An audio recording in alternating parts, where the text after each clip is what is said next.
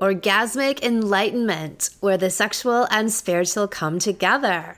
I'm Kim Anami, and I'm a holistic sex and relationship coach and a vaginal weightlifter. In this show, we explore all things intimate. I believe that our sexual energy is life force, creative energy, and we can use it to shape our worlds, strengthen our relationships, and self-actualize.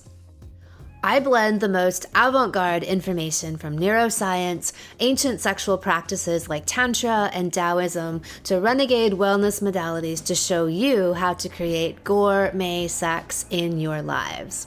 Come one, come all. How to have tantric sex. So this is a common buzzword in the realm of sexual study, tantric sex. And I would say that it was probably popularized by Sting and his accounts of being able to have sex with his wife for 8 hours at a time, which is a very noble practice. I have to say, excellent quality in a man. And funny story, actually, I remember it just made me think of this partner I had years ago. And he had what's called anorgasmia, like he had a hard time actually having an orgasm. And he said women would get really upset with him and they would throw things across the room at him. And I don't know if they just felt offended, like they, that he couldn't come, or I guess he was fucking them for too long. And I'm like, oh my God, you're a dream guy. Like, this is amazing. So you're telling me that you have sex for hours and you don't come? He's like, yeah. I'm like, get over here. Anyway, tells you what I look for in a man. So Tantra, let's see. Well, there's all kinds of different dimensions to it. The word Tantra is an Indian Sanskrit word that is defined by, it means to weave, weaving through things. And I look at it as being this elevation of sexual energy and conscious use of sexual energy. So Tantra has its origins 5,000 years ago in ancient India, and there was a sect of matriarchal culture, and they studied sex. They looked at it as a way to contact divine energy, to touch the divine in ourselves, and elevate the entire experience of sex. And at the same time, in ancient China, in Taoist times, they were also studying how to use sex as medicine and revitalization and a springboard into spiritual openness.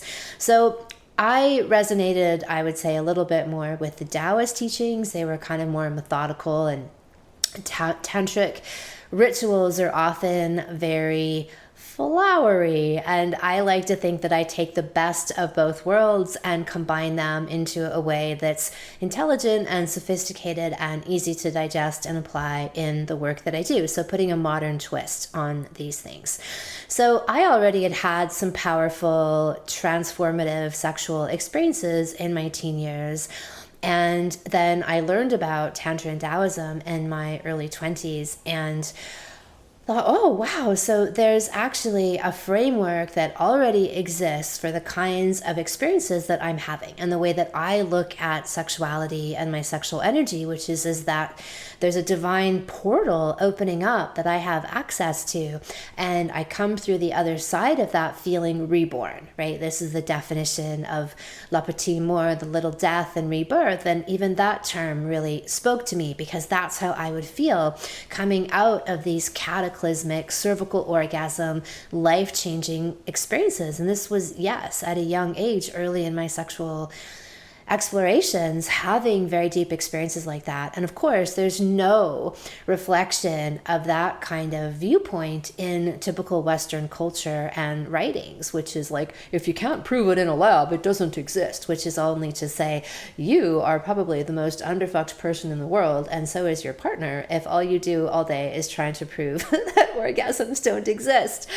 So it was very gratifying to see, all right, so hey, this is reaffirming what I already instinctively know. And I feel like a lot of people, when they come to my work, that's what happens to them, is that all it's doing, maybe a little more than that, but it's reaffirming what they already know to be true deep down. It's just that they've been fed this conflicting programming about what sexuality is, that somehow it's dirty and bad and nasty. And then there's all of these myths in religions and other stories about how sex is really the origin of all evil in the world. Like, it's just so fucked up. And you can see very clearly the human hand in the writing of this narrative, right? Like, that's not coming from the divine.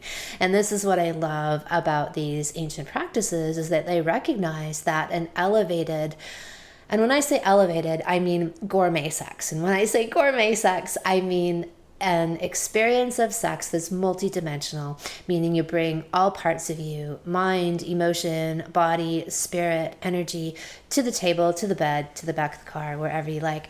And you show up, you're vulnerable, you're open, you surrender. To me, that is the most powerful use of sexual energy. That's how you really tap into the incredible life-giving force that it is when you're using it from this higher state of consciousness rather than just as a way to put yourself to sleep at night, right? So to me, there's a really big difference. And in all of my work, as much as I encourage people to have lots of sex, I want them to have high quality, gourmet, multi-dimensional, surrendered, life-changing sex. And there's a huge difference, right? Is this thing giving you energy or taking away energy? Does it make you feel like you want to run a marathon after, or that you want to pass out? So these are big differences to me. And that's really the key, though, is liberating the power of sexual energy through conscious application. And one woman, or actually years ago, it was a hairdresser of mine, and she said, doesn't Tantra just mean being really present while you're humping? And I was like, well, yeah, it's a little, maybe coarser way to describe it than I would normally like to say. But that's really the essence of these practices, is to bring our conscious awareness to the fact that with every single act, we have the power to create new life. And that makes it a sacred, incredible experience if we're tuned into that. And there's this theme in modern culture as like throwaway sex and casual sex is totally fine and cool. And look, I have no moral skin in that game, right? That's not where I'm coming from. It's more like by denigrating this or dismissing it as being insignificant and no big deal, we aren't really owning the power of what sex can give us and what it can birth in us as individuals, in our lives, stretching out to every facet of our lives, from our career, our children, our work, our finances, our environment, how we show up and give back to the world, our gifts, and then, of course, in our intimate relationship, right? We up the ante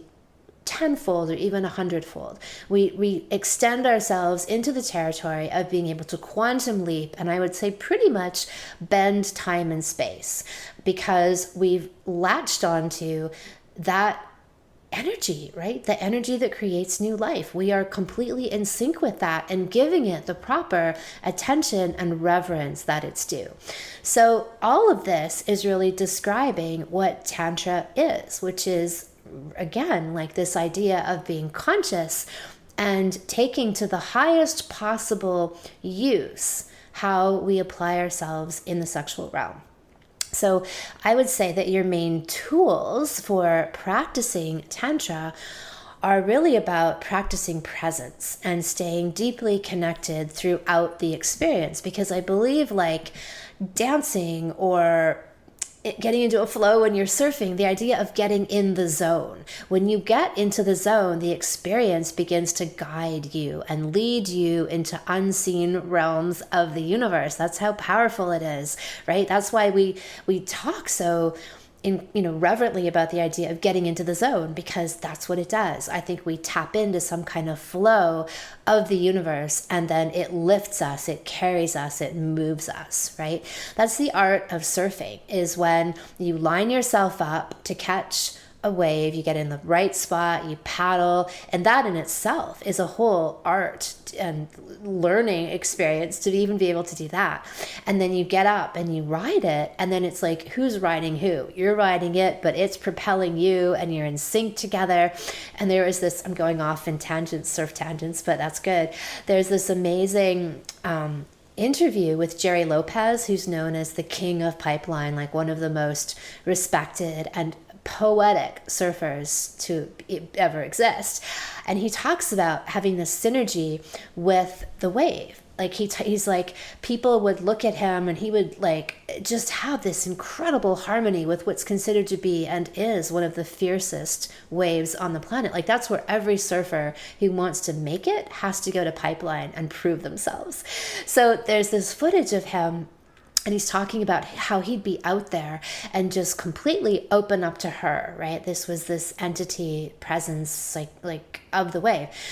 And that she would then basically give him waves. Like she would show up to where he was and offer herself to him, right? And that he would get up and then just ride these artistic symphonies of a wave. And it's similar to that, like getting into the heart of something. So the whole aim of Tantra is to get into the heart of your spiritual, sexual self. And to me, your sexual self, but your spirituality is within that. Like to me, they're one and the same. I don't separate sex and spirit. To me, sexuality and spirituality are pretty much the same or very similar ideas and experiences, right? You're opening up to a power greater than yourself and you're tuning into that flow. So, what then the big goal is presence and connection. And people check out sexually all the time, right? Most people have numb genitals because of unresolved trauma, fear of intimacy and vulnerability, and all of these things. The issues in our tissues is something that Wim Hof says, and I fully love that expression because it's the idea that all of the things that we don't look at, that we suppress, we try to store away, there is no lying on the body, right? Western medicine would try to have you believe that there's absolutely no connection between your emotional, mental states and then what later shows up in your body as a physical ailment. It manifests as that, right? As your higher self giving you a sign that something's wrong.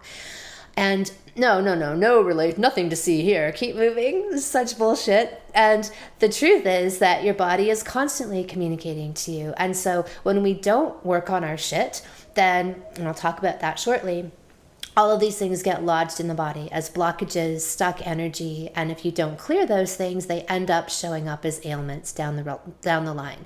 And any kind of ailment in the reproductive organs, male or female, is always connected to stuck and stagnant sexual energy. And that ranges from fertility issues to menstrual issues to impotency issues, all of the above. Growths, cysts, every single thing is related to stuck sexual energy. So you have an entire culture that's pretty much been traumatized or suppressed sexually, right? So everyone has some work to do. And that's what my work is all about. Like one of the main things that I talk about all the time is the importance of clearing blocks.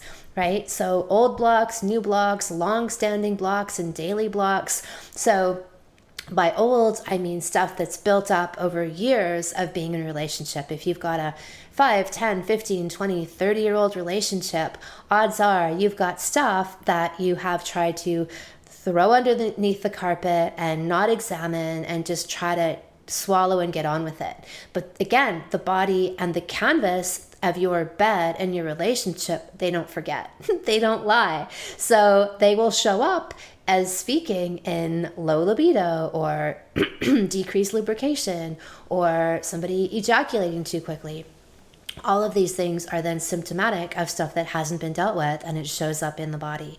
And then new issues could just be, I give this example a lot, like say you have an argument at breakfast time and then you don't really deal with it, you don't get to the bottom of it, you walk away still feeling disgruntled, and then you try to have sex with each other in the evening at bedtime, and somebody's not wet, somebody's not that hard, or comes in 2 minutes, and it's most people wouldn't make a connection between the fact that they had unresolved stuff, they didn't feng shui the space within their energy fields together, and then that shows up in their bed, right? Like direct connection. So I talk about having a clean as you go policy where you're constantly trying to keep those lines of communication open and express your feelings, express your truth, express when something's bothering you.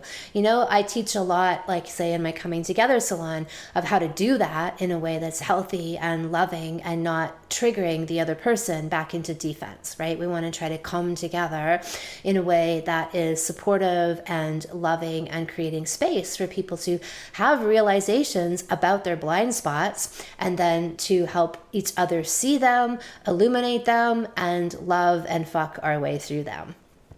So the other really important aspect to that is to awaken the genitals. Like I said, most people have numb genitals. And so that's why I'm such a big proponent of exercising those genitalia. So for women, vaginal kung fu, using a yoni egg. And for men, in my Sexual Mastery for Men salon, I teach cock lengthening, strengthening exercises. And I also recommend yoni massage and linga massage, so doing conscious healing massages on each other, and I have great videos about that in my YouTube channel, and I also go into full-length massage techniques for those in my Coming Together salon. But this is a beautiful way to lavish love and attention on the core, the essence of your partner, and help them to really inhabit that part of themselves, because your duty as your partner is to love your partner up so much that they start to understand the power of who they are. That is your job. That is your mission, should you accept it as a lover, is to love the fuck out of your partner and to fuck them into loving themselves and you. Right? These are the tools that we have, is to deepen these experiences with each other. And having deeper orgasms. So orgasms for enlightenment. That's what we're all about right here.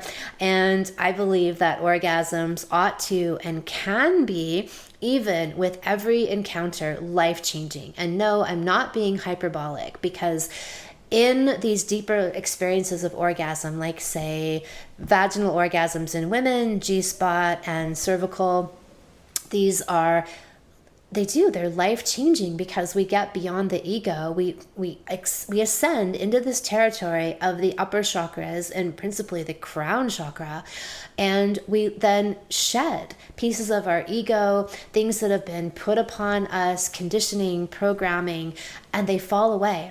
They fall away and they don't come back. And that right there is one of my main reasons for all of the work that I do, is that deep connected sexuality is a massive personal growth tool and completely overlooked, right? Most people would never think of that, right? Sex is really just about getting to orgasm as fast as you can. No, it's definitely not, and I feel like that's the opposite of everything that I teach, right? And so we'll talk more about that, but really it's expanding that. And for men, it's having extended orgasms, like being able to go for hours at a time, have conscious control of their sexuality, and even separate orgasm from ejaculation. These are the higher levels of enlightening orgasms, right? And having those experiences truly feels like you're being reborn. You, like I said, you shed pieces of yourself that you took on and now are letting go of. And somehow, the other thing is, like at a more biochemical scientific level, is that when you have deep orgasms, you reset your autonomic nervous system. And this is one of the most powerful resets that you can do. It's like a computer reboot, right? Like when you wipe everything clean, all of the viruses, and that's about the only legitimate virus there really is on a computer, created by someone who then gives you a product to fix it. Anyway, other topic. I'll do another podcast on that whole subject. But let's say you want to wipe out the stuff that's accumulated on your computer, and you do that through reset it right back to its original factory settings. And that's really what these orgasms are doing, is they're helping you to fully release. All right, so during your sexual encounters, ways to get connected and stay connected are some of these. First off would be breathing. And I spoke about this last week in the Energy, Sex, and Orgasms video, because it's very, very important. You want to be breathing throughout your sexual encounter, and especially as you get close to orgasm. And the more that you breathe prior to orgasm, on the edge of orgasm, you start to expand what is for most people a few seconds, right? A few seconds of like pulse, contract, and then it's over, right? And then there's a decline of energy. But in a tantric encounter, you get to that edge, you breathe and you breathe and you breathe, and that moment of pre-orgasm gets bigger and bigger and bigger, and it begins to bleed into an experience of orgasm that then gets bigger and bigger and bigger. It's this massive, full body, full being, multidimensional, ongoing orgasm. And you can have orgasms that last for hours and even days. And all of this is born out of your breath. Your breath also has the benefit not only of moving and recirculating sexual energy in the body. So instead of just dumping it and ejecting it out at the genitals, we are disseminating that energy throughout our entire system and giving ourselves a full body bliss orgasm. But the other thing that breath does is it brings you present, right? It brings you inside of your body. It's kind of like using a mantra in meditation. It's something for you to hold on to and keep connected. And I went through some breathing exercises last week as well. And most of my free video series have breathing techniques that you can take a look at. So for the Well-Fucked Woman Salon, Sexual Mastery for Men, and Coming Together, I've got free video series that are on my website under salons. And then you sign up for these series, and each of them walk you through these breathing techniques that you can use in this, that night. So eye contact is another one. And I also spoke about this last week in the Energy, Sex, and Orgasms podcast. Eye contact really is like the windows of the soul. There's no hiding, right? There's no way for you to check out and escape and think about your grocery list or sneak in a porn fantasy along the way. You have to be fully, completely present and seen by your partner. So it's another way that keeps you present, and it's also another way that deepens your connection. Same thing with the breath. When you start to breathe deeply and synchronize your breathing together, you'll find that it harmonizes and merges your energy fields, and that's the name of the game.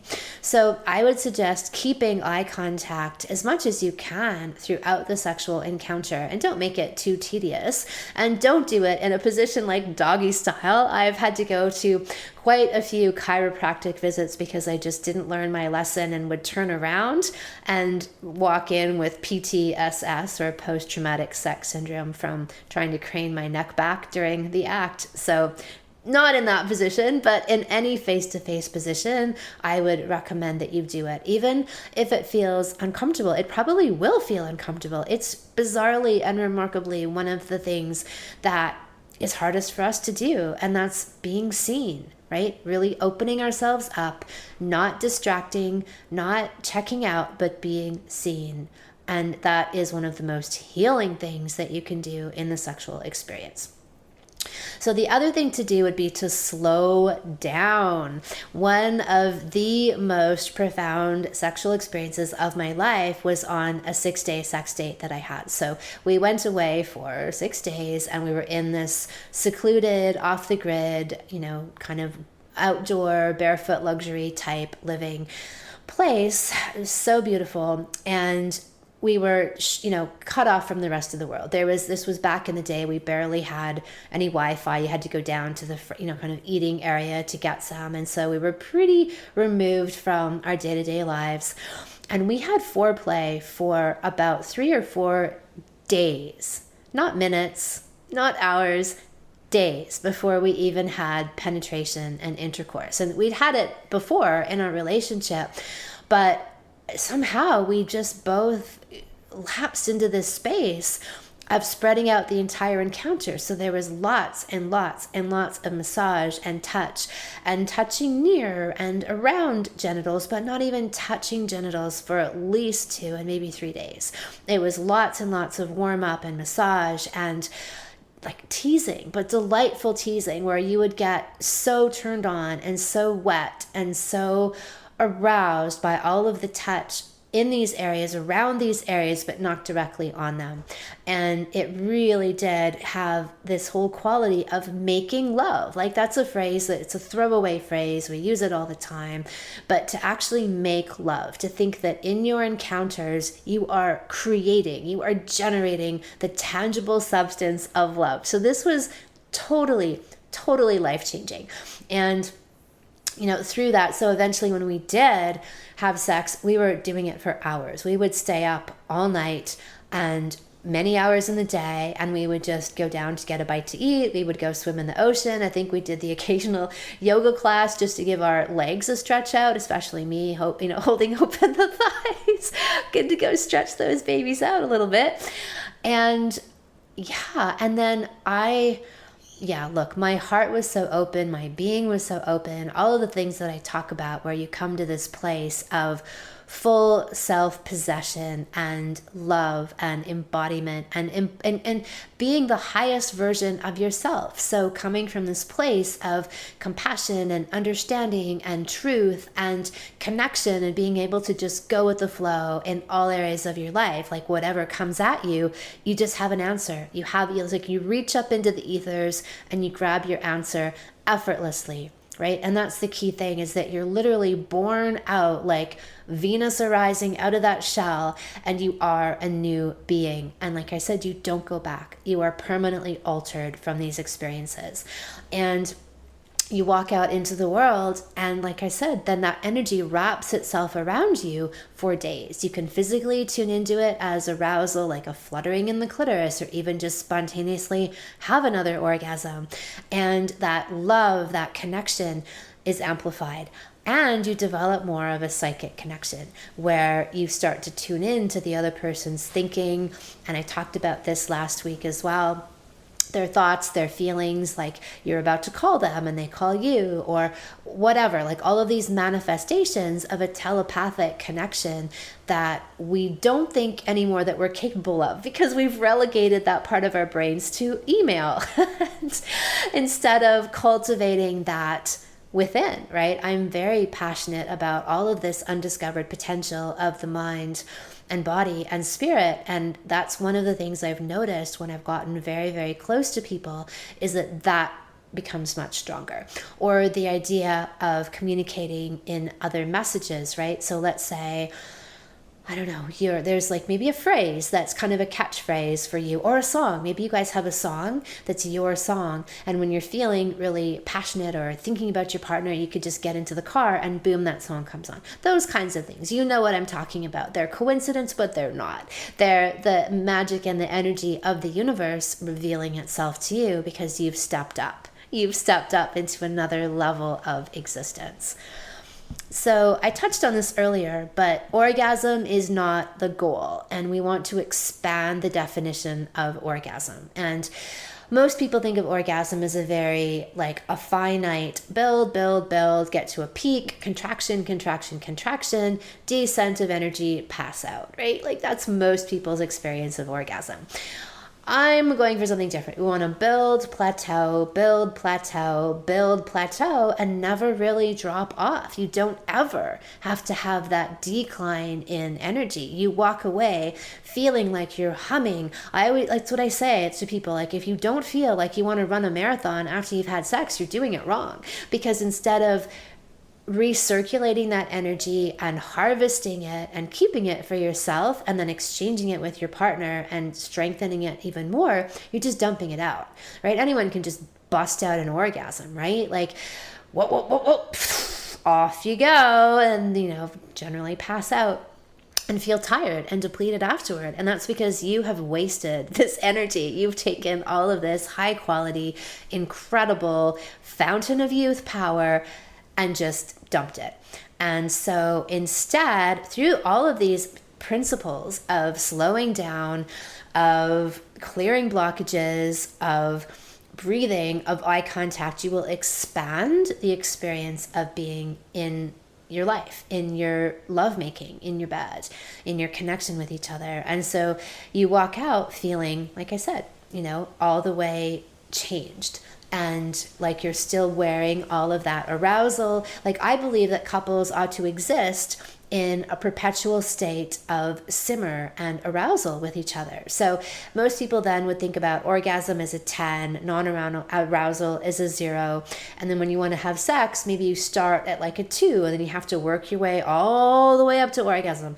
I suggest that couples learn to live at a 7 or 8 all the time, right? So there's always this kinetic buzz of desire that's flowing between the two of you, right? And that you're having sex all day long, whether you're in bed or touching or not, right? So examples of this would be just having like little makeout sessions or a passionate sensual kiss, right? Not the perfunctory peck on the lips, but a sensual kiss, and then go do something else. Or you go up and give your partner's genitals a rub or even a quick lick, and then you go do something else, right? Like you're constantly stoking that fire, where for most people, they get to their 0, their 10, and then they go back to 0 again, or 1 or a 2, right? I'm like, no. You want to live at a 7 or 8 all the time. And then it starts to feel like maybe a lot of energy. And you're right, it is a lot of energy. You are now, instead of throwing all of this energy away, you're keeping it and you're using it. And this is one of the big messages of my work, is that you can consciously use this energy in your lives. But that only happens if you're cultivating high quality energy, right? Through this kind of conscious connection. You're recirculating and harvesting this energy through all of these different techniques, and then you're channeling it out into your life. And so at the end of this, orgasm, yes, no, maybe so, it doesn't matter so much, because instead of a 1 to 10 as your experience of orgasm, you're now from like a 0 to a 100, meaning there's all of these stops along the way. And by the time you get into the territory of 80 or 90, whether you have an actual poof at the end or not, doesn't even matter, because you've already attained and gotten to this territory of high level, blow your mind, blow your body, just don't blow your load necessarily kind of bliss, right? You've already experienced all of these neurotransmitter, hormonal, biochemical bliss signals. You've already gotten to these higher transcendent places of transformation within yourself and each other. So at the end of that, the little poof at the end, it doesn't matter so much. I still want people to have full ability to reach all of these places. But what I'm saying is, if you're doing all of these other things, you're kind of sprinkling that throughout the entire experience, right? So the pinnacle of orgasm becomes much less significant, right? It's almost irrelevant at that point, because you've sort of taken that thing and then spread it over the entire experience. And then you've been fed, you've been nourished, you've been kissed by all of this powerful energy. So that, to me, is what Tantra and Taoism, whatever, is. It's about all of these things, like such a deeper tapping into yourself, the power of sexual energy, the exchange of that energy, and allowing it to permeate through your consciousness, to blast away your blockages, blast away the old ideas of who you think you are, so that you can become who you really are, and to attain these much higher states of love and awareness, right? If we're thinking crown chakra, divine love and divine awareness, that's what you're really tuning into, right? You're tuning into this energy field of the universe, where all of those things are so much more readily available to you. And that's when I talk about having this sense of like, my intuition is more clear, my creativity is more clear. It's because you're tapping into source, right? You now have a much more direct connection to source. And these are the secrets of sexuality, right?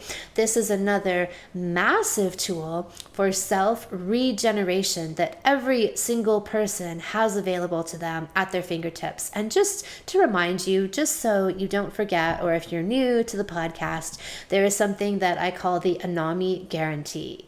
And that is all experiences, all people. So I absolutely do not buy into the idea that, oh, only some people can have these things. Only some people can learn to have sex for 6 hours at a time. Only some women can have cervical orgasms. Even if you don't have a cervix, you can still have one. I guarantee it. I guarantee that all of these experiences are possible for everybody.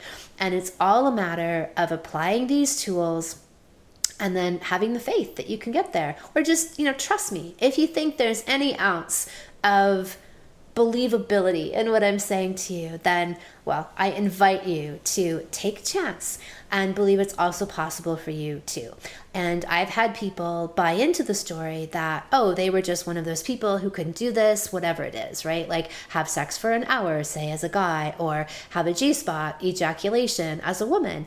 And I told them, no, you absolutely can. And they went home that night and they did it, or it maybe took them a few days and they did it. So I see it over and over and over again, which is why I can be here confidently and say to you, this is possible for you, for everyone, absolutely, without a doubt.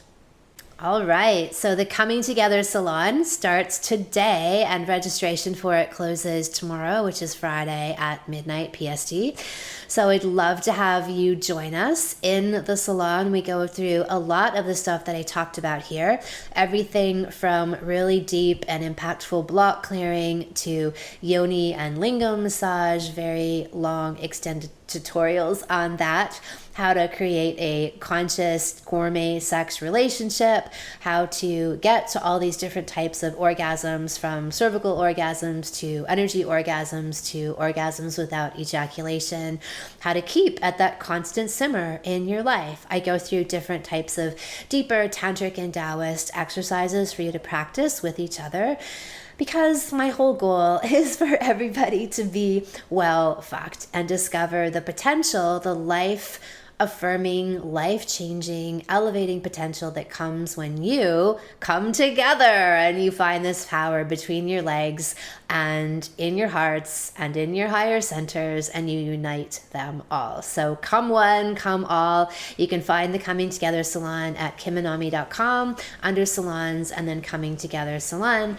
The Coming Together Salon is my 10-week online program for couples, although we do have some singles take it as well, so that they can learn how to create a conscious relationship. And then because you have lifetime access to the program, you can always do it again in the future when you find that amazing person. And check out my How to Attract a Partner podcast for info on that. But for you couples, this is the premier guide to how to really build this kind of multi-dimensional, life-changing partnership that everyone can and ought to have. Like how your intimate relationship was really designed to be, as this power, rejuvenation, sanctuary, ecstatic experience as a mainstay of your life and your existence. Thank you so much for listening. If you haven't already, subscribe and also leave a review. And send someone else the gift of a healthy libido and an off-the-charts love life by sharing this episode with them. We'll be back next week, and in the meantime, many happy orgasms.